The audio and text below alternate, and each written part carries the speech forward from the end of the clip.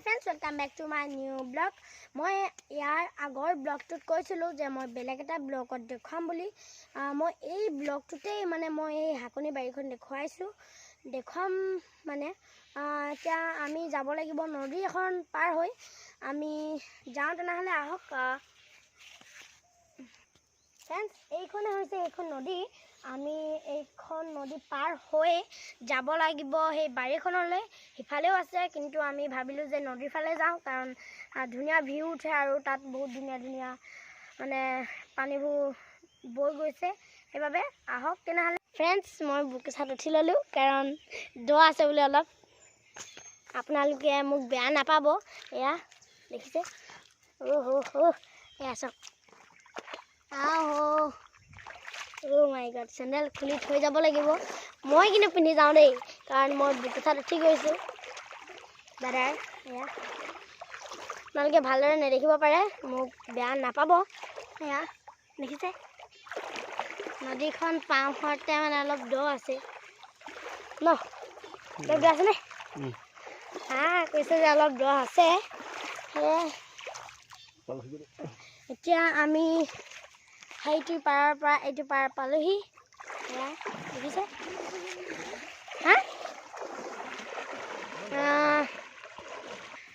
দাদাই চেণ্ডেল থৈ আহিছিল কাৰণ আকৌ চেণ্ডেলযোৰ আনিবলৈ গ'ল কাৰণ কাৰেণ্ট চাইডটো থাকিব পাৰে ন ইমান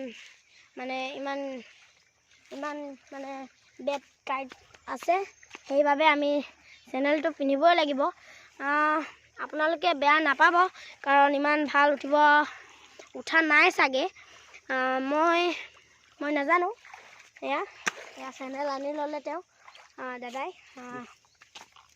এতিয়া তেনেহ'লে কোনফালে এইফালেদি আমি যাব লাগিব এইফালে আমি গৈ আছোঁ অলপ খাটাৰনাক লাগিছে এইবোৰ দেখিছে এইবোৰ গোটেই জংঘল নিচিনা আছে কিন্তু জংঘল নহয় এয়া দেখিছেনে দাৰু চৰাই আছিল পলাই গ'ল আমাক দেখি ফ্ৰেণ্ডছ পালোহি সেইখনেই নেকি ন হোৱা ধুনীয়া ৰাস্তা এইফালে ধান আনি আছে এয়া ধান আনি আছে দেখিছে এই কোনফালে যাব লাগিব দাদা আগফালে এইফালে আমি এইফালেদি গৈ আছোঁ এতিয়া মানে ইমান ভাল নুঠিব পাৰে আপোনালোকে ক'ব যদি বেয়া হৈছে ফ্ৰেণ্ডছ এয়া চাওক কিমান ধুনীয়া প্ৰাকৃতিক দৃশ্য নিচিনা লাগিছে গছৰ মাজতে আমি আছোঁ কিন্তু বহুত ধুনীয়া ঠাই নহয় জেগা কাৰণ আমাৰ ওচৰতে আছে মই আহি নাই পোৱা আজি ফাৰ্ষ্টবাৰ ব্লগ বনাম বুলি আহিলোঁ তেনেহ'লে এয়া হৈছে আমাৰ গাঁৱলীয়া পৰিৱেশ মানে এইটো কাৰণে মোৰ গাঁৱলীয়া পৰিৱেশটো ভাল লাগে গছ গছনিৰ লগতে আৰু বহুত জীৱ জন্তু থাকে তেন্তে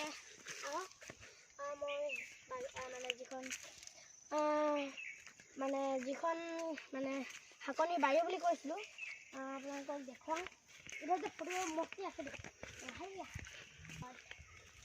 আমাৰ ঘৰত পালোঁ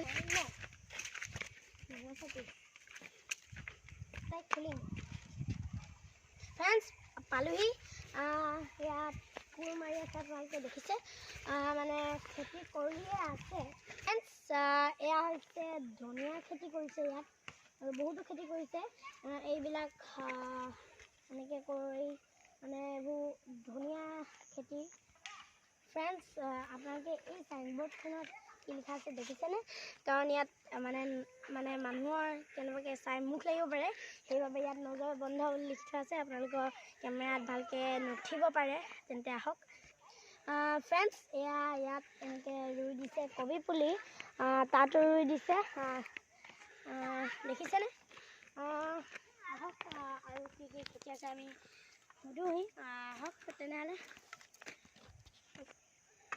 ফ্ৰেণ্ডছ ইয়াত একদম ইয়াৰ পৰা একদম তাৰলৈকে কবি পুলি মানে ৰুইছে ইয়াতো ৰুই থৈছে আৰু ইয়াত কি কৰিবা এইবোৰ চব মানে কবি খেতিয়ে কৰিব। ফ্ৰেণ্ডছ, ইয়াত মানে 7,000 কবি পুলি ৰুব বোলে। মানে ইয়াত অলৰেডি অলপ হৈছে আৰু বহুত বাকী আছে। ইয়াত কোৰ মাৰি আছে, এইবোৰ দেখিছেনে বাৰু? ট্ৰেক্টৰে বালে চাগে। কোৰ মাৰি আছে এতিয়া।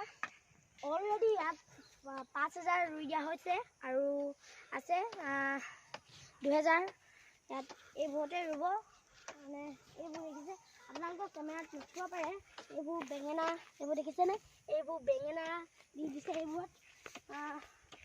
এইবোৰ বেঙেনা আৰু এইবোৰ মানে গোটেই সৰু সৰু হৈ আছে। এইবোৰ অলপ ডাঙৰ হ'ল, আপোনালোকক দেখুৱাম বাৰু। এইবোৰ সৰু সৰু হৈ আছে। আহক তেনেহ'লে। ফ্ৰেণ্ডছ, এইখিনি হৈছিল একদম তাৰ পৰা মই যোনখিনিলৈকে দেখুৱাইছিলোঁ সেইখিনি বন্ধাকবি আছিল। এইখিনি চব এইখিনি অলপ ডাঙৰ হৈছে, মানে বহুতেই ডাঙৰ হ'ল সেইখিনিতকৈ।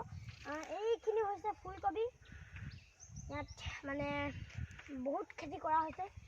ধনিয়া খেতি, কবি খেতি আৰু কিবা বেঙেনা, জলকীয়া খেতি কৰা হৈছে।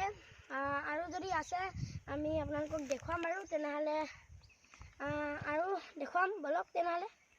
ফ্ৰেণ্ডছ, আপোনালোকে এইখন হৈছে নদী। আমি যিখন পাৰ হৈ আহিছিলোঁ। এই আপোনালোকে বান চিনি পায়নে? এইখন এখন বান লগাই থৈছে। এতিয়া লগোৱা নাই, বিশেষকৈ ৰাতি লগাব। ৰাতি মানে কি হয়, আপোনালোকে সেই বানখনত যেনেকৈ দি থোৱা আছে ন, তেনেকৈ মাছ নফচে। এই বানৰ ওপৰৰ ছাইড মানে তলৰ ছাইডটো তলত পেলাই দিব লাগিব। তেতিয়া মানে ৰখি যাব আৰু মাছটো যেতিয়া জঁপিয়াব সেই বানখনত উঠি যাব আৰু তেনেদৰেই ৰাতিপুৱা আহি মাছখিনি লৈ যায়। আৰু যদি বেছিকৈ উঠে বিকে, নহ'লে ঘৰতে। আৰু যদি উঠে আমি কেতিয়াবা যদি উঠা দেখুৱাম বাৰু। আমি দাদাৰ মানে য'ত যোনে খেতি কৰিছে দাদাৰ পৰা জানিবলৈ বিচাৰিম যে ইয়াত কেনেধৰণে কি মানে খেতি কৰা হয় আৰু কি তাত দিব লাগে। তেন্তে আহক। ফ্ৰেণ্ডছ, আপোনালোকে দেখিছেনে? এইখন গোটেইখন কবি। আপোনালোকে চকুৱে মুনিব নোৱাৰিব, ইমানেই কবি আছে। এইবোৰ দেখিছে, গোটেই মানে এইবোৰ কবিয়ে মানে বহুত, মানে মই ক'ব নোৱাৰোঁ কিমান। মই ক'লোঁ 7,000। আমি এতিয়া দাদাৰ ওচৰলৈ যাওঁ, তেনেহ'লে আহক। ফ্ৰেণ্ডছ, আপোনালোকে এই পুলিটো চিনি পায়নে? মই নাজানিছিলোঁ। মই দাদাক সুধিলোঁ, ক'লে এইটো কাঠ আলু নহয়, এইটো গয়া আলু, যি মাঘৰ বিহুত খোৱা হয়। এই মাঘৰ বিহুত খাম আৰু আপোনালোকক তেতিয়ালৈকে দেখুৱাম। তেতিয়ালৈকে বহুত সময় আছে আৰু দিন আছে। এতিয়া ব'লক তেনেহ'লে। ফ্ৰেণ্ডছ, এয়া দেখিছে, চাৰিওৰানটো তামোল পুলি আৰু কলগছৰ পুলি লগাই দিছে আৰু মাজে মাজে এয়া আম পুলি দি দিছে। দেখিছে, এয়া আম পুলি, এইবোৰ কলগছৰ পুলি চব ইমান সৰু হৈ আছে, কিন্তু একদম সমান। এফালে শকত আৰু এফালে কি নহয়, একদম সমান। দেখিছেনে? আৰু পাত বহুত লাগিছে। এইজোপা হৈছে ৰঙালাও। কোনে আৰু আপোনালোকে কোনে চিনি পায় ক'ব কমেণ্টত। যদি মানে খেতিটো কৰা হৈছে আমাৰ দাদাই ক'ব, মানে ক'ব আৰু কি কেনেদৰে কৰিব লাগে আৰু কেনেদৰে মানে এইবোৰত পানী দিব লাগে। দাদা নমস্কাৰ আপোনালোকৰ ইউটিউব চেনেললৈ। এইখিনি কৰোঁতে আপোনাৰ যথেষ্টখিনি কষ্ট হৈছে। কবি ৰুওঁতে প্ৰায় আপোনাৰ 5-6 হেজাৰমান অলৰেডি হৈ গ'ল, ৰুবলগীয়া আছে। কিন্তু প্ৰথম আমি পুলি ৰুওঁতে কি কৰিছোঁ, আমি গোবৰ সাৰ ব্যৱহাৰ কৰিছোঁ। গোবৰ সাৰ দিছোঁ। গোবৰ সাৰ দিয়াৰ পিছত আপোনাৰ গোবৰ সাৰ দি ৰুইছোঁ। ৰোৱাৰ পিছত আপোনাৰ মিনিমাম 10 দিনৰ পিছত আমি পানী মাৰিছোঁ। পানী মৰাৰ পিছত আজি পুলিটো এনেকুৱা গতি লৈছে। প্ৰথম কেমেৰাত দেখাব অলপ। এইটো আপোনাৰ গোবৰ দিয়া আছে, এইখিনি গোবৰ আছে আপোনাৰ, গোবৰ দিয়া আছে, পানী দিয়া হৈছে। পানী দিয়াৰ কাৰণে এতিয়া পুলিটো অলপ ঠন হৈ আহিব লৈছে। এতিয়া আৰু মিনিমাম 5 দিনৰ পিছত আকৌ পানী দিয়া হ'ব। ইয়াত পানী দিয়াৰ ব্যৱস্থা কৰিম, কাৰণ বন্ধাকবিটোত আপোনালোকৰ বন্ধাকবিত খুব পানীৰ প্ৰয়োজন বুলি কয় চবেই, সকলোৱে কৈছে। বহুত মানুহৰ দিহা পৰামৰ্শ লৈছোঁ। সেইকাৰণে খেতি কৰিছোঁ। আজিকালিতো চব চাকৰিটো পাবলৈ নাই, সেইকাৰণে গতিকে খেতিটো আৰম্ভ কৰিছোঁ। সেইকাৰণে বন্ধাকবি, ফুলকবি দুইটা প্ৰজাতিৰ খেতি কৰি আছোঁ। আহক আমি ফুলকবিখিনিৰ ওচৰলৈ গৈ চাওঁ এপাক। ফ্ৰেণ্ডছ, দাদাজনে মানে বিচাৰিছে যে দাদাইও মানে কিছুমান কৈ দিয়ক যে এইবোৰ কেনেকৈ মানে ফুলকবি কিমান পানী দিব লাগে, কেনেকৈ দিব লাগে। তেন্তে আহক আমি ফুলকবিৰ ওচৰলৈ যাওঁ এতিয়া। এইখিনি দেখিছে, এইখিনি হ'ল ফুলকবি। এইটো ফুলকবি হ'ল আপোনাৰ আজি এমাহ হৈ যাব লাগে, পূৰা লগোৱাৰ পৰা এমাহ হৈছে। ইয়াত অলৰেডি গোবৰ সাৰ দিয়া হৈছে ফুলকবিত। আৰু ফুলকবিত যথেষ্টখিনি গোবৰ সাৰ প্ৰয়োজন হয়, সাৰটো বেছি লাগে বুলি কয়, সেইটো কাৰণে গোবৰ চোবৰ দিয়া হৈছে। তাৰ উপৰি আপোনাৰ পানী মৰা হৈছে। পানীখিনি আপোনাৰ 10-15 দিনৰ পিছত পানী মৰা হৈছে। পানী মৰা আজি এইটো ফুলকবি এনেকুৱা ৰূপ লৈছে। ফুলকবি আৰু মাঘ বিহুৰ আগে এইখিনি আপোনাৰ ফুলকবিটো অলৰেডি ওলাই আহিব। সেইটো লাহেকৈ লৈছে, এতিয়া পাকটো সেইটো আহি যাব। মাঘ বিহুৰ আগত ফুলকবি আহি যাব। বন্ধাকবি হয়তো ক'ৰবাত আহি যাব, কাৰণ খুব যত্ন কৰা হৈছে। মাঘ বিহুটো এবাৰ আমাৰ বহাগ বিহুত নাপালোৱেই। কাতি বিহুটো লকডাউন বুলি, কৰোণা বুলি গুচি গ'ল। গতিকে এবাৰ ভাবিছোঁ ৰাইজক অলপ মাঘ বিহুতে ভোগালী ছিজন, গতিকে চবেই খেতি বাতি কৰি সামৰিব পিঠা পনাৰ লগতে। সেইকাৰণে অলপ আপোনালোকৰ কাৰণে এই গোবৰ সাৰ দিয়া অলপ চব্জি উলিয়াই দিম বুলি ভাবিছোঁ এইবাৰ বজাৰত। সেইকাৰণে আশা ৰাখিছোঁ এবাৰ মাঘ বিহুত সম্পূৰ্ণ হৈ যাব। ফুলকবিটো অলৰেডি আহি যাব, বন্ধাকবি অলপ আহি যাব মাঘ বিহুত। দাদা, মই তোমাৰ মুখৰ পৰা শুনিব বিচাৰিছোঁ যে ইয়াত কিমান কবি পুলি ৰুই থোৱা আছে? ইয়াত আপোনাৰ বন্ধাকবি পূৰা অলৰেডি 6,000 প্ৰায় হৈ গ'ল, আৰু আহি যাব, আৰু পুলি আহি আছে, আৰু আপোনাৰ ৰুবলৈ আছে আৰু আধা বিঘামান। সেইখিনিত লগাব লাগিব পুলি, সেইখিনি আৰু আছে ৰুবলৈ, সেইখিনি ৰুব লাগিব মানে। আপোনাক কোনোবাই আৰু মানে আপোনালোকৰ মানুহ আছেনে? আৰু খেতি কৰা কিমান দিন হ'ল? মোৰ প্ৰায় 2 বছৰ হৈ গ'ল খেতি কৰা। ইয়াত নতুন শিকিছোঁ, কাৰণ নৱপ্ৰজন্ম ন, গতিকেলৈ মই এতিয়া প্ৰথম শিকিছোঁ।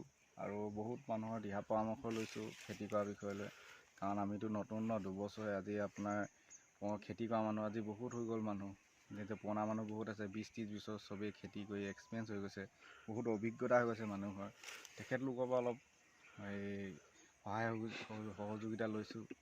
গতিকে তেখেতলোকৰ দিহা পৰামৰ্শ দিয়ে যে এইটো কৰিবি, এইটো নকৰিবি, এনেকৈ কিছুমান ক্ষেত্ৰত কয়, ভাল লাগে। মানুহখিনি সহায় সহযোগিতা কৰিছে যথেষ্টখিনি। আৰু কোনোবা মানুহ আহিলে সুধোঁ যে সেইখিনি কেনেকৈ কৰিব লাগিব, কি কৰিব লাগিব, কি নকৰিব লাগিব, সকলোৱে দেখাই দিয়ে, সকলোৱে কয় এইটো বস্তু হৈছে, এইটো হৈছে।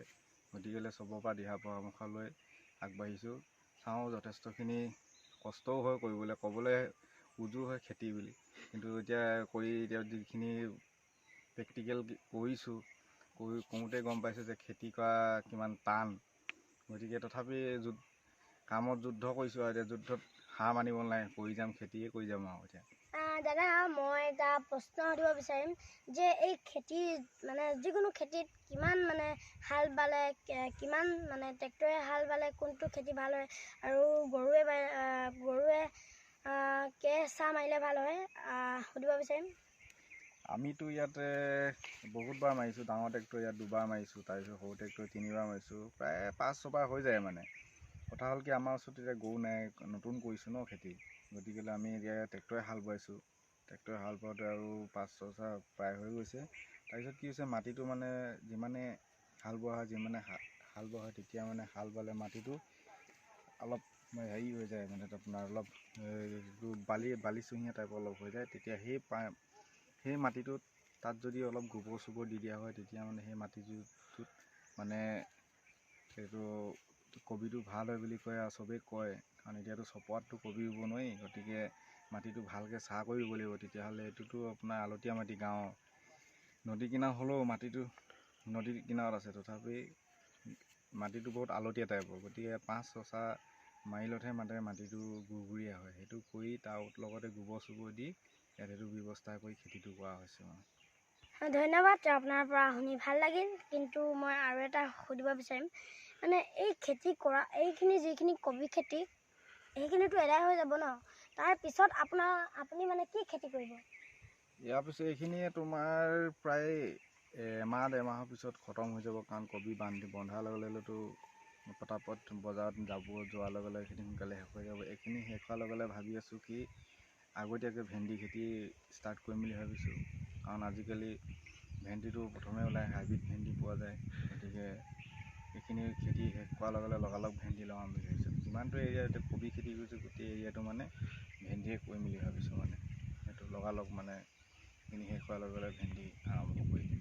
লগতে অলপ চলপ থাকিব 200-300 জোপামান বেঙেনা জলকীয়া সেনেকৈ মিক্স কৰি মানে 300মান থাকিব সেই বুলি ভাবি আছোঁ আৰু আপুনি যাতে আৰু আগুৱাই যাওক, মানে কষ্ট কৰিবই লাগিব, এইটো আগুৱাই যাওক বুলি আমি আশা কৰিছোঁ। মই এই ভিডিঅ'টো বহুত ডাঙৰ হৈ গ'ল, মই আন এটা ব্লগত দেখুৱাম বুলি চেষ্টা কৰিম দেখুৱাবলৈ। পিছে এই ব্লগটো ইমানতে সামৰিছোঁ। যদি আপোনালোকে মোৰ ব্লগটো চাই ভাল পালে লাইক, কমেণ্ট, শ্বেয়াৰ আৰু ছাবস্ক্ৰাইব কৰিব, কাষতে থকা বেল আইকনটো প্ৰেছ কৰি দিব।